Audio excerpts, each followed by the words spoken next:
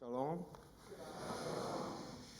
Okay, 85 years ago, in 1938, my mother, who was 9 at the time, and her parents were among the few lucky families that managed to get a visa to leave their homes in Germany and escape the persecution by the Nazis that they had been experiencing. They arrived in New York as refugees, not speaking English, with few personal possessions and little money, and they turned to HIAS, the group that the rabbi mentioned earlier, among others, to get help in settling in and starting their lives in their new country. A year later, my father's father managed to smuggle him out of Germany at the age of 15 and onto one of the last kinder transports to England before the war broke out. He was the only member of his family who survived. His parents, sister, and grandmother were all sent to a camp in Latvia and killed a couple of years after he escaped. He arrived in London alone, without money, and with only a suitcase of belongings. He was received by aid organizations there who helped get him placed in a home for refugee children. Over the next few years, many groups and individuals assisted him in finding a home, finding work, starting his new life, and filling in for the parents he had lost. I grew up hearing these stories of how complete strangers had helped my parents through these traumatic uprootings with advice and financial support that allowed them to navigate their new, unfamiliar surroundings and survive. This assistance meant so much to them physically, emotionally, and psychologically. As for myself, as a gay man, I've experienced all of the prejudices, obstacles, and threats that confront LGBT people every day, even in the most tolerant of societies. And this led me to become one of the early board members of Lambda Legal and to work with many other LGBT rights groups through my life. So as a result of my family's history and my own experiences, when I first heard in 2019 that CBST was launching a free clinic to assist refugees to prepare their applications for asylum in the US, and that it would have a special focus on LGBT refugees, I felt a calling to get involved. And I began volunteering once a week. It was one of the best decisions of my life. Over the past 4 years, I've had the privilege of working with so many impressive people, helping them to avoid being sent back to homelands where their lives have been threatened and are at risk, such as Armand, who just spoke.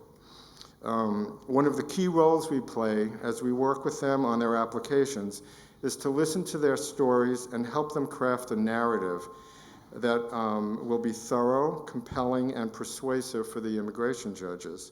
And it's been a humbling and rewarding experience.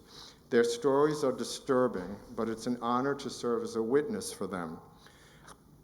I've worked with people from countries as varied as Jamaica, Turkey, Kazakhstan, and Venezuela, and all their experiences have moved me. I've never really been able to comprehend how my grandfather brought himself to smuggle his young son out of Germany and put him on that train heading to a strange country and an unknown fate, to fend for himself, knowing that he might never see him again. But through my work at the Ark, with our friends, as we call them, I've come to understand better than ever the desperation that compels people to make extreme decisions that would be unthinkable in normal times to save themselves and those they love. This amazing sanctuary has given me the opportunity to pay forward the help that others provided to my parents.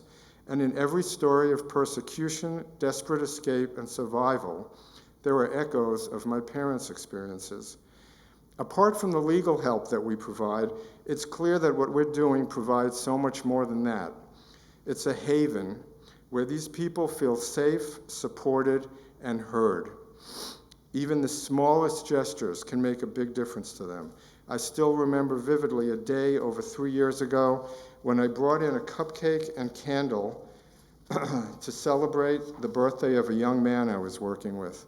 He was not much older than my father had been when he arrived in England, and he reminded me of him. He had recently escaped persecution in his home country, and he was living in a homeless shelter in New York. When we brought the cake out and sang to him, he broke down crying and told us this was the first nice thing that had happened to him since he left home. He took a picture of the cake to send to his mother to reassure her that he was safe and getting help from people who cared.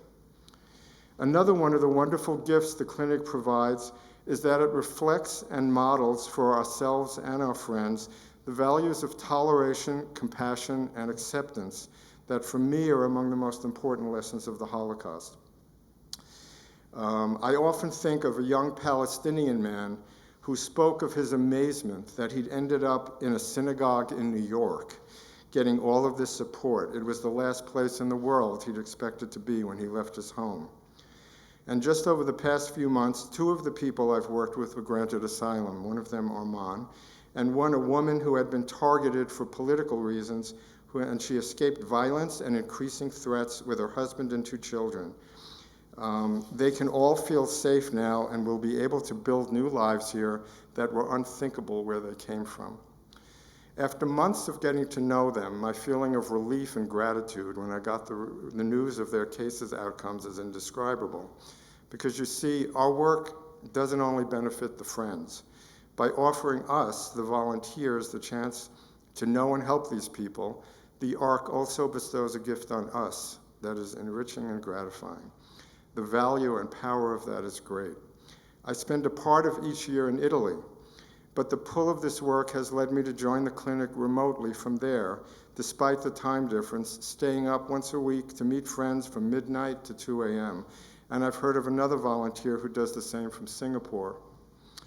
Since the ARC opened in 2019, it has welcomed about 1,000 asylum seekers, and about 25 of those friends have received asylum at this point. One of the most important initiatives of the clinic is the Mutual Aid Fund. Through this fund, the clinic has been able to help many of these people with support to cover the costs of survival. The ARC has already dispersed over $43,000 to our friends. Applicants for asylum are not eligible for employment authorization until at least 6 months after they've applied for asylum, and some are never eligible while their applications are still pending. This fund is critical for meeting the fundamental needs these people have while they are banned from working.